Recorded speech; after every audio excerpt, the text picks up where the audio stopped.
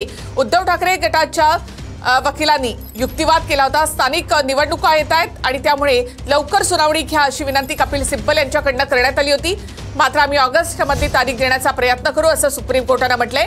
धनुष्यबाणा संदर्भातली आजची सुनावणी संपली। आताची महत्त्वाची बातमी, धनुष्यबाणा संदर्भातली आजची सुनावणी संपलेली आहे। ऑगस्टमध्ये तारीख देतो असं सुप्रीम कोर्टाने म्हटलेलं आहे। ऑगस्टमध्ये तारीख देण्याचा प्रयत्न करू असं सुप्रीम कोर्टाने म्हटलंय। तर अनेक स्वराज्य संस्थांच्या निवडणुका येत आहेत, त्यामुळे लवकर सुनावणी घ्या यासाठी उद्धव ठाकरेंच्या शिवसेनेकडून आग्रह धरण्यात आला होता। कपिल सिब्बल यांनी या संदर्भात युक्तिवाद केला। स्थानिक स्वराज्य संस्थांच्या निवडणुका येत आहेत, त्यामुळे जवळची तारीख द्या असं सिब्बल यांनी म्हटलेलं आहे। शिवसेनेच्या पक्ष आणि चिन्हाबद्दलची आजची सुनावणी संपलेली आहे। आम्ही ऑगस्टमध्ये तारीख देण्याचा प्रयत्न करू असं सुप्रीम कोर्टाने म्हटलंय। कपिल सिब्बल यांनी कोर्टामध्ये युक्तिवाद केलेला आहे। तसंच स्थानिक स्वराज्य संस्थांच्या निवडणुका येत आहेत आणि त्यामुळे लवकरची तारीख द्या असं कपिल सिब्बल यांनी कोर्टाला विनंती केली।